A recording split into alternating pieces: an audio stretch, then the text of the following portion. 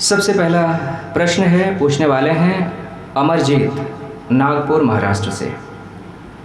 पूछते हैं, प्रणाम आचार्य जी, मनुष्य यह कैसे जाने कि वह वास्तव में खुश है? अमरजीत नागपुर से पूछते हैं कि मनुष्य यह कैसे जाने कि वह वास्तव में खुश है? अपनी खुशी की पहचान कैसे होगी? हम कैसे अपने आप को परखें कि हम सच में खुश हैं? महाराज भर्तृहरि जब बैरागी हो गए हैं, सन्यासी हो गए हैं, तो जंगल में एक वृक्ष के नीचे बैठ के तपस्या कर रहे हैं। आंखें बंद हैं, ध्यान में डूबे हुए हैं राजा। अचानक जब आँख खुलती है तो सामने से जो रास्ता गुजर रहा है, जो पगडंडी जा रही है, उस पर कोई चमकती हुई चीज़ दिखाई देती है उन्हें। गौर से देखते हैं राजा, वो चमकती हुई चीज़ एक हीरे का टुकड़ा है। राजा को पहचानते देर न लगी। राजा हैं, अब इन्हीं सब चीज़ों के बीच तो पले हैं वो, तो पहचानने से चूक कैसे हो सकती है? राजा बिल्कुल ठीक ठीक पहचान जाते हैं कि वह एक हीरे का टुकड़ा है जो चमक रहा है। क्षण भर के लिए राजा के मन में लोभ उठता है। तभी राजा क्या देखते हैं कि पगडंडी के एक तरफ से एक घुड़सवार आता है और उस घुड़सवार की नज़र भी पड़ जाती है उस हीरे के ऊपर। वो घुड़सवार अपने घोड़े से उतरता है उस हीरे को ग्रहण करने के लिए। तभी पगडंडी के दूसरी तरफ से एक दूसरा घुड़सवार आ जाता है और वो भी हीरे को देख लेता है। वो भी उतर जाता है घोड़े से और वो भी हीरे के ऊपर अपना दावा पेश करता है। दोनों घुड़सवार ये दावा करते हैं कि ये हीरा पहले मैंने देखा है, इसलिए इस पे मेरा दावा है, यह हीरा मेरा होना चाहिए। और इसी दावेदारी के बीच दोनों की तलवारें खिंच जाती हैं कि अब संघर्ष होगा, जो जीतेगा यह हीरा उसी का होगा। राजा यह दृश्य देख रहे हैं और वो दोनों घुड़सवार तलवार के साथ एक दूसरे से भिड़ जाते हैं। संघर्ष होता है, युद्ध होता है। कुछ घड़ी युद्ध चलता है, दोनों एक दूसरे को लहूलुहान कर देते हैं, एक दूसरे को घायल कर देते हैं और अंततः एक दूसरे को मार डालते हैं। दोनों गिर जाते हैं, वहीं पे मर जाते हैं। हीरे का टुकड़ा वहीं चमक रहा है। दोनों दावेदार चित्त हो गए, धराशायी हो गए हैं। राजा यह दृश्य अपनी आंखों से देखते हैं और पुनः एक बार आंखें बंद करते हैं और ध्यान में डूब जाते हैं। जिसे हम खुशी कहते हैं ना, वो एक बहुत बहुत रहस्यमयी चीज़ है, बड़ी मिस्टीरियस है। धरती का एक एक प्राणी सुख पाने के पीछे दौड़ रहा है। मनुष्य चाहे कुछ भी करे, कुछ भी करे, उसके हर करने के पीछे जो बुनियादी चाहत है वो खुशी पाने की चाहत है कि मैं आनंदित हो जाऊं, मेरे जीवन में आनंद बढ़े, सुख बढ़े। हर मनुष्य सुख बढ़ाना चाहता है। चाहे कोई व्यक्ति संगीत सीख रहा हो, या वो पेंटिंग सीख रहा हो, या फिर वो तीर्थ जा रहा हो, या वो कहीं घूमने जा रहा हो, या वो विवाह करके अपना परिवार बढ़ाना चाह रहा हो। कुछ भी करता है व्यक्ति, उस करने के पीछे बुनियादी चाहत क्या है कि मेरे जीवन में खुशी बढ़े। लेकिन मनुष्य के जीवन पे यदि आप गहराई से विचार करेंगे तो आप पाएंगे कि जैसे जैसे मनुष्य की उम्र बढ़ती है वैसे वैसे मनुष्य के जीवन में खुशी बढ़ती नहीं है, घटती है। अगर आपसे पूछा जाए कि आपके जीवन का स्वर्णिम क्षण कौन सा था, कब आप सबसे ज़्यादा खुश थे, आप ये नहीं कह सकते कि मैं इस वक्त सबसे ज़्यादा खुश हूँ, कि आज का दिन मेरे जीवन का सबसे आनंददायी दिन है।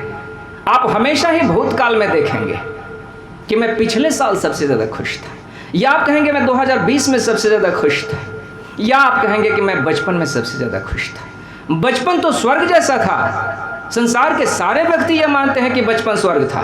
बचपन में हम सबसे ज़्यादा खुशहाल थे कि जब क ख ग लिखना भी नहीं आता था तब हम सबसे ज़्यादा खुश थे। लेकिन जब से ये लिखने पढ़ने की झंझट में पड़े ना, तब से खुशी कम होती चली गई, घटती चली गई। जितने होशियार हुए हैं, जितने समझदार हुए हैं, खुशी उतनी ही घटी है। उम्र के साथ साथ खुशी घटी है, यह हर व्यक्ति का अनुभव होता है। तो आप खुश हैं, इसका पैमाना क्या है, इसकी परख क्या है? कैसे माना जाए कि कोई व्यक्ति खुश है? अगर आप ये कहेंगे कि दुनिया में गरीब दुखी होता है तो ये बात भी मानने जैसी नहीं है। भारत में बड़े बड़े फकीर हुए, संत हुए, उन्होंने ऐसा जीवन जिया जो महागरीबी का जीवन था, दारिद्र्य का जीवन था। सब त्याग दिया, छोड़ छाड़ दिया सब कुछ। मन लागो मेरो यार फकीरी में जी रहे हैं, लेकिन फिर भी आनंदित हैं। तो ये तो आप नहीं कह सकते कि गरीब दुखी होता है। क्या अमीर सुखी होता है? ये भी आप नहीं कह सकते। जरा अमीरों के जीवनचर्या को आप देखिए। अमीरों के जीवन को अगर आप बहुत गहराई से देखेंगे, अंदर जाके देखेंगे, तो आप पाएंगे कि नहीं, सच्ची खुशी वहाँ भी नहीं है। तो खुशी कहाँ है? कैसे हम जानेंगे कि हम खुश हैं, हम वास्तव में खुश हैं? इसका पैमाना क्या है, इसकी पहचान क्या है? अमीरी अनिवार्यतः सुख की गारंटी नहीं देती है, और गरीब होने का मतलब अनिवार्यतः नहीं होता है कि व्यक्ति दुखी ही होगा। खुशी, मैंने शुरू में ही कहा कि एक बड़ी ही मिस्टीरियस बात है, रहस्यमय चीज है। वो कहाँ है? वो है आपके भीतर के संतोष में। संतोष शब्द हम सभी ने सुना हुआ है। कहते हैं संतोषम परम सुखम। संतोष महान सुख है। संतोष क्या है? संतोष का अर्थ है कि मेरे पास जो कुछ भी है, जितना भी मिला है मुझे परमात्मा की ओर से, मेरे सामर्थ्य से मुझे जितना भी मिला है, मेरे भाग्य से जितना भी आया है मेरे पास, उसको लेकर मेरे भीतर एक संतुष्टि का भाव है, एक कृतज्ञता का भाव है। मैं बेचैन नहीं हूं दूसरों को देख के, मैं व्याकुल नहीं हूं कि मेरे पास दूसरों के जितना क्यों नहीं है। इच्छा का मनोविज्ञान अगर आप जानेंगे तो आप हैरान होंगे। इच्छा जो होती है ना, उसका एक नियम है कि आप उसको जितना ही ज़्यादा पूरा करते हैं, वो उतना ही ज़्यादा बढ़ती है। इच्छा अग्नि की भांति होती है। जैसे अग्नि में अगर आप ईंधन डालते हैं, ईंधन आप किस लिए डालते हैं? अग्नि को जलाने के लिए, जीवित रखने के लिए। जितना ही ज़्यादा आप ईंधन डालते हैं अग्नि उतना ही ज़्यादा प्रचंड होती है, उतनी ही ज़्यादा वो विस्तार पाती है। ठीक इसी तरह से मनुष्य के मन की इच्छाएं होती हैं। एक गरीब व्यक्ति जिसके पास कुछ नहीं है, वो थोड़े की इच्छा करता है। भिखारी आपके पास हाथ फैलाता है तो क्या आशा करता है? 5 रुपए, 10 रुपए। 10 रुपए अगर आप देते हैं वो खुश हो जाता है। लेकिन अमीर को देखिए, वो अगर भगवान के सामने हाथ फैलाता है तो 10 रुपए नहीं मांगता, वो 10 करोड़ मांगता है। उसके पास पहले से भी 5 करोड़ है, लेकिन अब उसकी इच्छा कहती है कि मुझे और करोड़ों चाहिए। उसके भीतर का जो असंतोष है वो बहुत बहुत ज़्यादा है। अभाव में व्यक्ति होता है तो थोड़े की इच्छा करता है, लेकिन जैसे जैसे वो अभाव पूरा होने लगता है ना, व्यक्ति की इच्छा उतनी ही धीरे धीरे बढ़ती चली जाती है। साधारण व्यक्ति जो कि अभी अभी उतरा है चुनाव में, सोचता है कि किसी तरह से टिकट मिल जाए, मज़ा आ जाए। चलिए टिकट भी मिल गया, विधायक बन जाते तो मज़ा आ जाता। विधायक बन गए तो अब एमपी बनने की तैयारी होगी, और अगर एमपी बन गए तो उसके बाद फिर प्रधानमंत्री बनने की तैयारी होगी, है ना। और प्रधानमंत्री के बाद अब राष्ट्रपति बन जाए तो फिर मज़ा आ जाए, है ना। जो सर्वोच्च है, जो उच्चतम है, वो जब तक नहीं मिल जाता तब तक संतुष्टि भीतर कहाँ है। जब व्यक्ति के पास बिल्कुल ही धन नहीं होता तो वो सोचता है किसी तरह से 1000 मेरे पास आ जाए, 1000 आ जाए तो लाख की इच्छा होती है, लाख आ जाए तो फिर करोड़ की इच्छा होती है, करोड़ आ जाए तो फिर अरब की इच्छा होती है। इच्छाओं का विज्ञान यही है कि जितना ही आप उन्हें पूरा करते हैं वो उतना ही बढ़ती चली जाती हैं, और इन बढ़ती हुई इच्छाओं को ही हम अपने भीतर का असंतोष कहते हैं।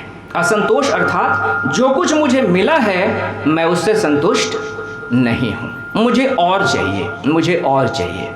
प्रयोग करके देखा गया कि व्यक्ति को जब कोई चीज़ आप दे दीजिए तो उसके लिए वो कोई कृतज्ञता अनुभव नहीं करता अपने भीतर। जो चीज़ मिल जाती है व्यक्ति उसको पीछे खसका देता है, बोलता है कि ये तो मिल गई, अब इससे आगे भी तो कुछ मिलना चाहिए, आगे और कुछ मिलना चाहिए।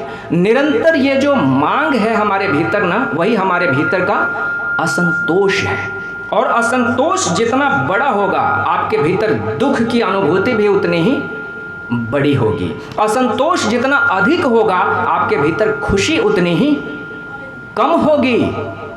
मैंने सुना है कि एक व्यक्ति के घर में, अमीर व्यक्ति थे, एक महात्मा जी पहुँचे। वो महात्मा जी के शिष्य हुआ करते थे, व्यापारी थे, उनकी पत्नी भी शिष्या थी महात्मा जी की। तो महात्मा जी ने भोजन के समय पूछा अपनी शिष्या से, व्यापारी जो थे उनकी पत्नी से, कि कैसे हैं आजकल सेठ जी, कैसे हैं? तो उनकी पत्नी ने बताया कि बड़े दुखी हैं। पूछा महात्मा जी ने कि कारण? बोले कि दुखी हैं कि उनको व्यापार में 2 लाख का नुकसान हो गया है। कैसे नुकसान हो गया?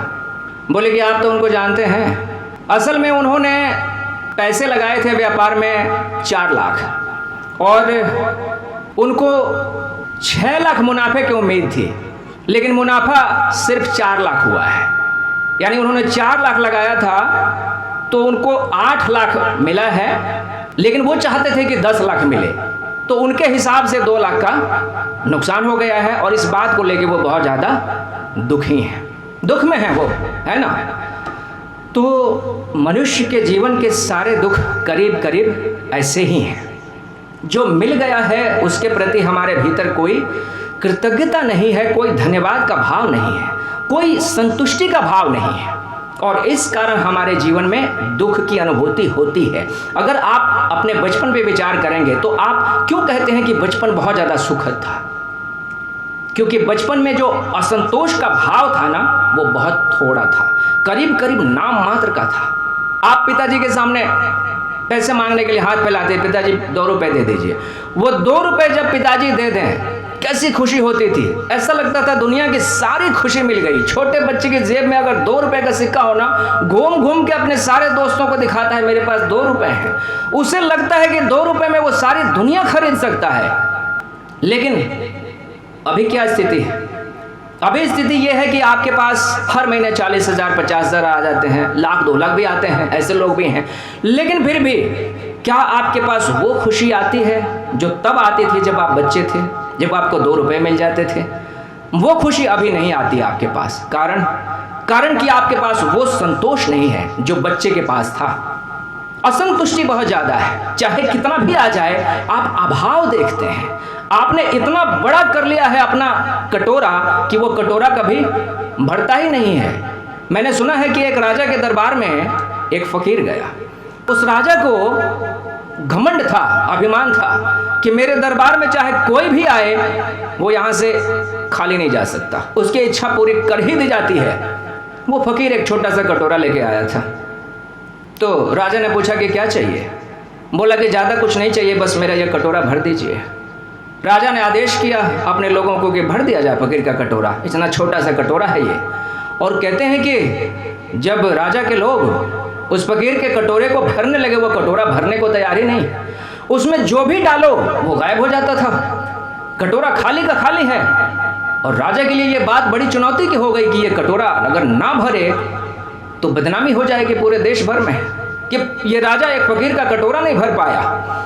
भरा जा रहा, राजा का खजाना खाली हुआ जा रहा है, भंडार खाली हो गए हैं, लेकिन वो कटोरा नहीं भर रहा है। आखिर में राजा ने हाथ जोड़ लिए फकीर के सामने, कहा कि क्या राज है इसका, क्यों नहीं भर रहा ये? उस फकीर ने कहा कि ये कटोरा कोई साधारण कटोरा नहीं है, ये आदमी का मन है, आदमी के मन से बना है ये कटोरा, ये भर नहीं सकता।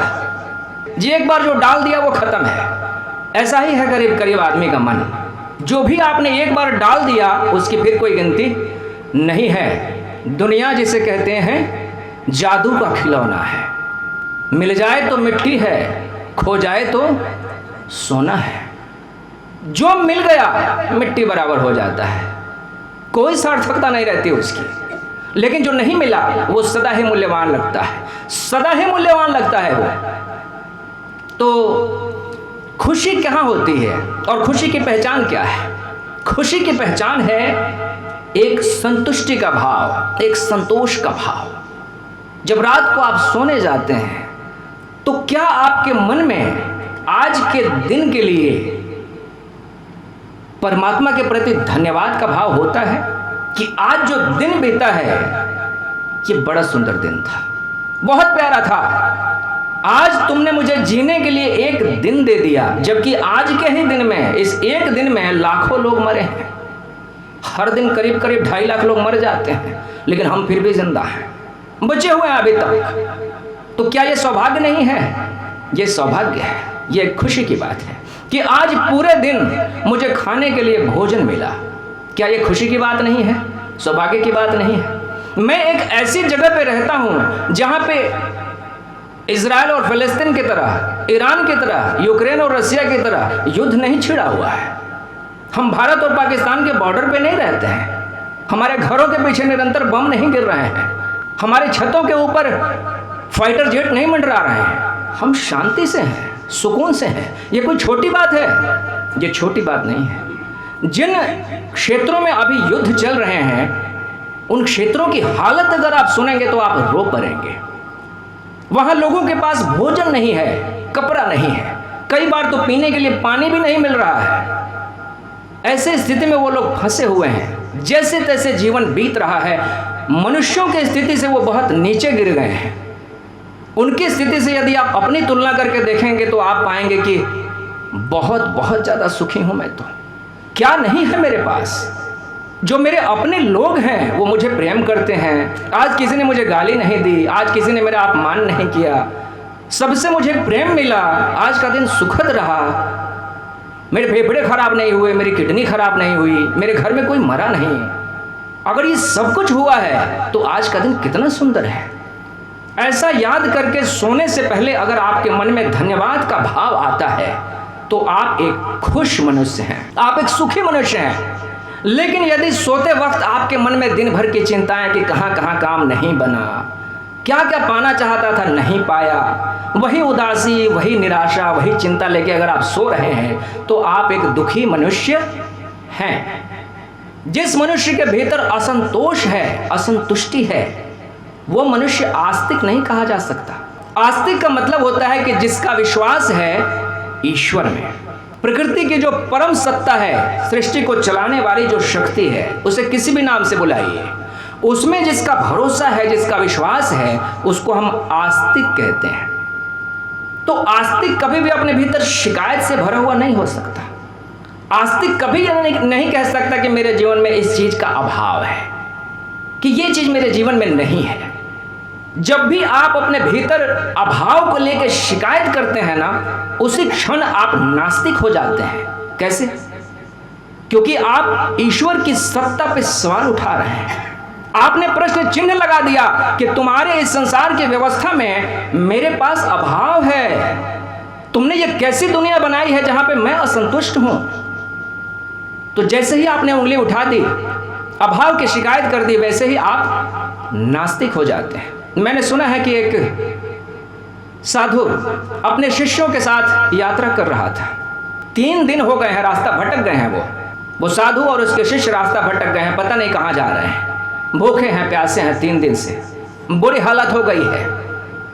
लेकिन उस साधु की एक आदत थी कि शाम होते ही वो बैठता था प्रार्थना करने, और प्रार्थना करता था तो परमात्मा को धन्यवाद कहता था। हमेशा कहता था कि तेरा बहुत बहुत धन्यवाद कि तुमने मुझे आज का दिन दिया, ये सुंदर दिन मुझे दिया। तेरा बहुत बहुत धन्यवाद, आज सब कुछ अच्छा अच्छा हुआ है। तो जैसा कि उसका नियम था, उस नियम के अनुसार 3 दिन भूखा प्यासा रहने के बाद भी वो बैठा है शाम को, और बैठ के वो प्रार्थना कर रहा है। वो ईश्वर से कह रहा है कि तेरा बहुत बहुत धन्यवाद, आज का दिन इतना अच्छा रहा, ये जो सुंदर सा दिन तुमने दिया आज मुझे, इसके लिए तेरा बहुत बहुत धन्यवाद। ये बात उसके शिष्यों ने सुनी है, उन सबको क्रोध आ गया है कि ये बूढ़ा लगता पागल हो गया है।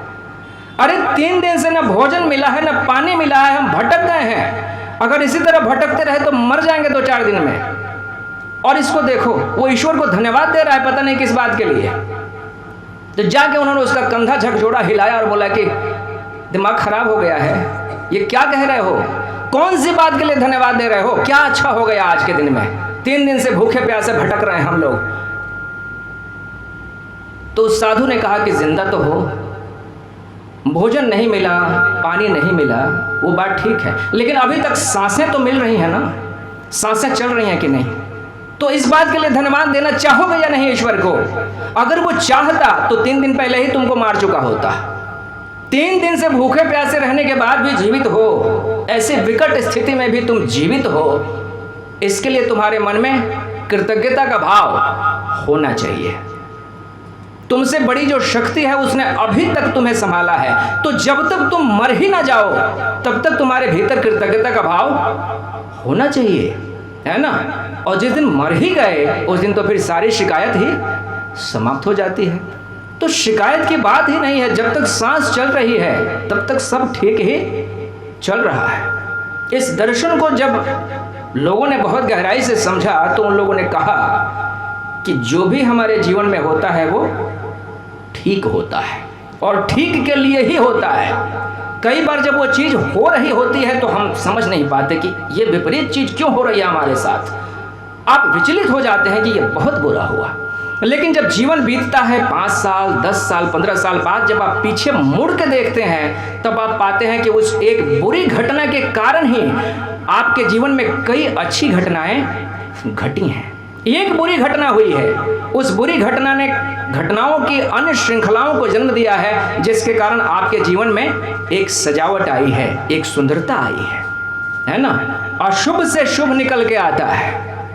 तो इस चीज को जब आप गहराई से देखेंगे तो आप पाएंगे कि आपके जीवन से असंतोष विदा हो जाएगा, शिकायत का भाव विदा हो जाएगा। तो खुश होने का क्या पैमाना है? कैसे आप पहचानेंगे कि आप खुश हैं कि नहीं हैं? एक ही पैमाना है, और वो पैमाना है कि आपके भीतर संतोष का भाव कितना ज़्यादा है। जिसको हम खुशी कहते हैं ना, वो बाहर की किसी उपलब्धि में नहीं है। ध्यान से समझिएगा, एक तो खुशी होती है और एक होती है उत्तेजना। दोनों अलग अलग हैं। जैसे मान लीजिए कि आपको एक कार खरीदनी है और आपने कार खरीद लिया, तो जिस दिन वो कार आती है उस दिन आपके भीतर एक अलग ही उमंग होता है। आप उस कार को लेके घूमने जाते हैं, कहीं किसी मंदिर पे जाते हैं, कथा पूजन करवाते हैं, जो भी उत्साह है, मिठाइयाँ बांटते हैं। ये उत्तेजना होती है, ये खुशी नहीं है।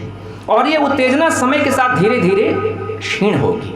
जब भी कोई नई उपलब्धि आ जाती है, घर में कोई बच्चा आ गया है, उत्तेजना होती है। 2, 4, 5, 10 दिन के बाद वो उत्तेजना धीरे धीरे शांत हो जाती है। तो उसको खुशी समझने की भूल आप मत कीजिए। बाहर की उपलब्धियों से, बाहरी चीज़ों से जो हमें मिलती है वो उत्तेजना है। मन में एक उत्साह आ जाता है, चंचलता आ जाती है क्षण भर के लिए, लेकिन वो चंचलता टिकाऊ नहीं है, वो जाएगी। तो खुशी क्या है? खुशी हमारे भीतर निरंतर बहने वाली संतोष की धारा है। निरंतर बाहरी परिस्थितियां जो है ना वो तो बदलती रहेंगी। आज आपको कुछ मिलता है और कल कुछ खो जाता है। आज आपके घर में किसी का जन्म हुआ है, तो जिस घर में जन्म होता है उस घर में मरण भी तो होता ही है ना।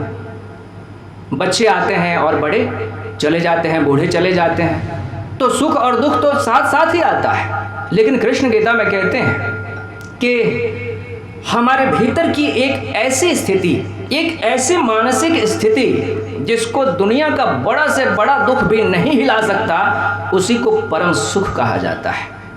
परम सुख जो है वो संतोष की परम अवस्था है। मैं भीतर से पूरी तरह से संतुष्ट हूँ। अब बाहर की कोई चीज़ मुझे डिगा नहीं सकती। बाहर अगर सारी संपदा भी मुझसे छिन जाए तो उस सारी संपदा के छिन जाने से मैं भीतर से नाखुश नहीं हो जाऊंगा, क्योंकि मैं जानता हूं कि बाहर से जो आता है वो बोनस ही है। क्या वो बोनस नहीं है? मैं पूछता हूं कि आज आपके तन पे अगर एक कपड़ा भी है तो ये भी आपकी उपलब्धि है। आपने विचार किया है? क्या आप कपड़ा लेके आए थे? ऊपर से लेके आए थे क्या? लंगोटी भी लेके नहीं आए थे। अगर आपके शरीर पे एक लंगोटी भी है आज तो आप फायदे में हैं। आप घाटे में कहाँ हैं? आप तो खाली हाथ आए थे। अगर आपके पास 2 कट्ठा जमीन भी है तब भी आप फायदे में, क्योंकि ऊपर से आप जमीन भी लेके नहीं आए थे। नितांत ही खाली आए थे, कुछ नहीं था, एकदम बेचारे की स्थिति में आए थे। न कपड़ा था, न दौलत थी, न जमीन था, न कोई उपलब्धि थी, न कोई डिग्री थी, कुछ भी तो नहीं लेके आए थे। तो यहाँ अगर कुछ भी है आपके पास, 5 पैसे भी हैं, 10 पैसे भी हैं, तो समझिए कि वो उपलब्धि है आपके लिए। जो भी है वो बोनस है, फायदे में ही है आप, नुकसान में तो नहीं है। तो ये सोचने का ढंग है जो हमें खुश बनाता है। एक सोचने का ढंग जो है वो हमें असंतुष्ट करता है, नाखुश करता है, और दूसरा सोचने का ढंग जो है वो हमें तृप्ति से भर देता है ना। फ़कीरों को हम क्यों कहते हैं कि वो मस्त मौला है? क्योंकि उनका ढंग ही निराला है सोचने का। वो बाहर की उपलब्धि नहीं देखते, वो भीतर की उपलब्धि देखते हैं। वो ये देखते हैं कि जब मैं आया था तब तो मेरे पास कुछ नहीं था, उसके बाद से तो चीज़ें बढ़ी ही बढ़ी हैं ना मेरे पास, है ना? तो शिकायत किस बात का? और जब जाना है तो ये सारी चीज़ें फिर यहीं पे छोड़ के तो चले जाना है। कोई भी चीज़, कितनी भी सुंदर चीज़ आपने सजाई, यहाँ पे संवारी, इकट्ठा किया, क्या आप कुछ भी लेके जा सकते हैं? कौन लेके गया है आज तक? सिकंदर भी तो नहीं लेके गया।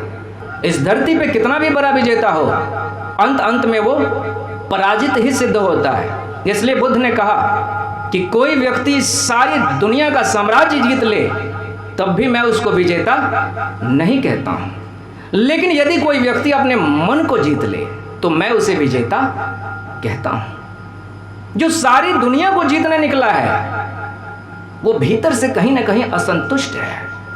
आप अपने घरों में चैन से दाल रोटी खा के सो जाते हैं, भरोसा कीजिए आप एक सुखी मनुष्य हैं। लेकिन अभी चुनाव आने वाला है और बड़े बड़े लोग टिकटों के लिए मारामारी हो रही है, यहाँ वहाँ भाग रहे हैं, चमचागिरी कर रहे हैं, आगे पीछे दौड़ रहे हैं, चक्कर लगा रहे हैं। कौन खुश है? आप खुश हैं कि वो खुश हैं?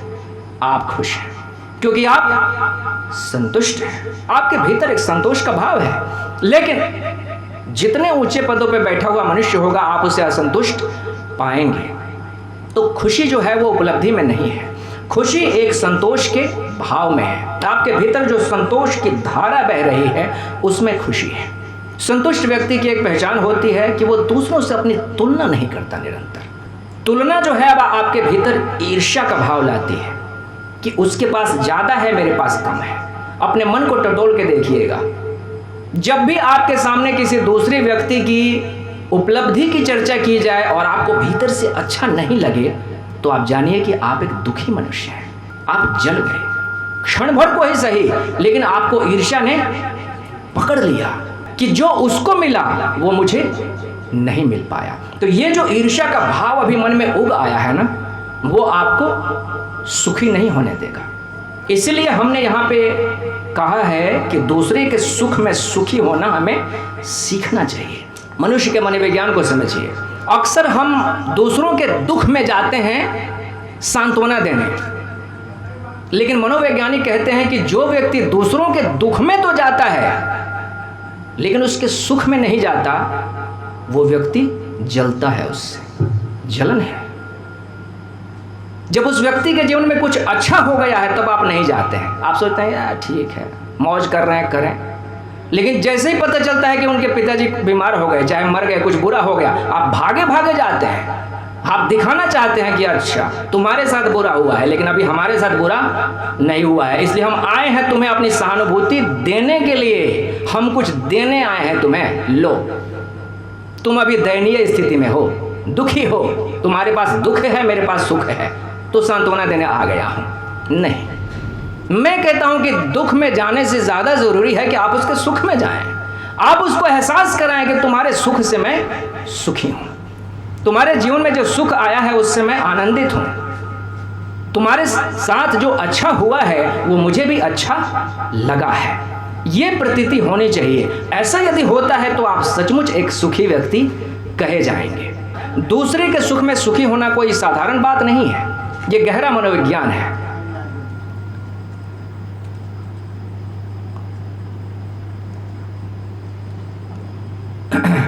तो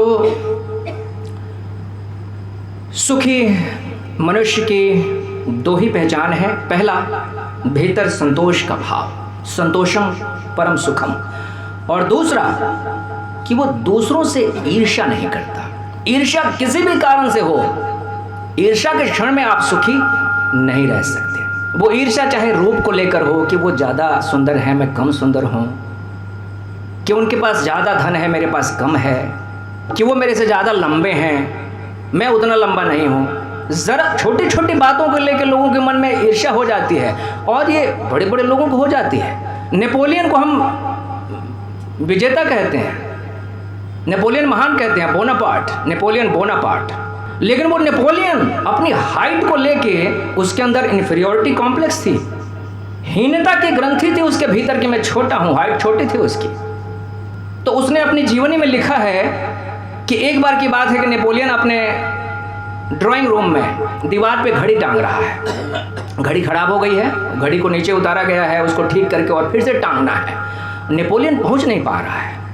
तभी पीछे से उसका नौकर आता है और कहता है कि मैं कर देता हूँ, और घड़ी लेके उस नौकर ने लगा दिया है। नौकर की हाइट नेपोलियन से बड़ी है।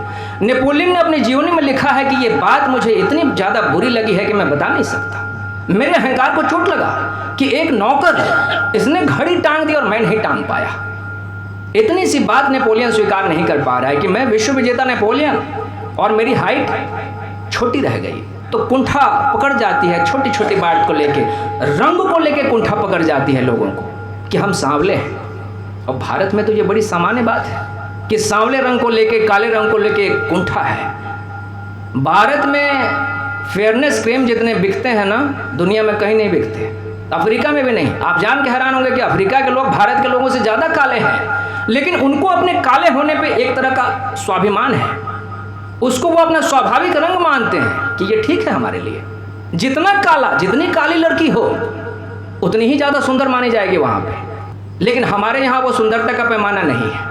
हमारे यहाँ सांवला रंग मतलब इन्फीरियर, गोरा रंग मतलब सुपीरियर, है ना। और ये भेदभाव सिर्फ इंसान ही नहीं करते, ये भेदभाव देवताओं ने भी किया है। धर्मशास्त्रों में आप पढ़ेंगे तो आप देखेंगे कि पार्वती शिव की तपस्या कर रही हैं। तपस्या करते करते वो काली हो गई हैं। बहुत लंबे समय तक तपस्या की है उन्होंने, रंग काला हो गया है। फिर भगवान शिव जब आंखें खोलते हैं तो भगवान शिव की जब नज़र पड़ती है पार्वती के ऊपर तो पार्वती का रंग निखर जाता है। कैसा हो जाता है? गोरा हो जाता है। तो वहां से वो गौरी कही जाती हैं। गोरे रंग के कारण वो गौरी कही गई हैं। मतलब काला रंग ठीक नहीं था। बाबा अपने काले हैं, अपने को गोरा नहीं कर रहे हैं, लेकिन सामने जो ये लड़की तपस्या कर रही है इसको गोरा बनाना जरूरी है, तो उसको गोरा कर दिया। पता नहीं उन्होंने किया या धर्मशास्त्र लिखने वालों ने लिखा। मैं नहीं मानता कि भगवान शिव ने ऐसा किया होगा। ये जरूर हमारे धर्मशास्त्र लिखने वाले जो लोग हैं भारत के, इनके मन में ही रंग भेद है कि सांवला रंग, काला रंग कुछ थोड़ा नीचे हो जाता है। अरे जो लड़की शिव की पत्नी बनने जा रही है वो काली कैसे हो सकती है? जबकि वास्तव में आप जान के हैरान होंगे कि शिव की जो वास्तविक संगिनी है ना वो काली ही है।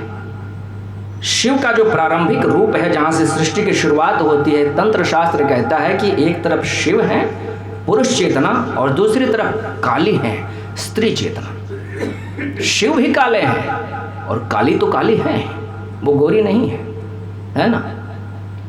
तो जब समय के साथ साथ धर्मशास्त्रों के ऊपर आर्यों का प्रभाव बढ़ता है, आर्य जाति गोरी जाती थी, उसमें गौर वर्ण को प्रधानता दी जाती थी, इसलिए धर्मशास्त्रों ने और इस पूरी सभ्यता में गोरे रंग को जो है ऊपर माना जाने लगा, देखा जाने लगा, है ना। रंगों में कोई भेद नहीं है।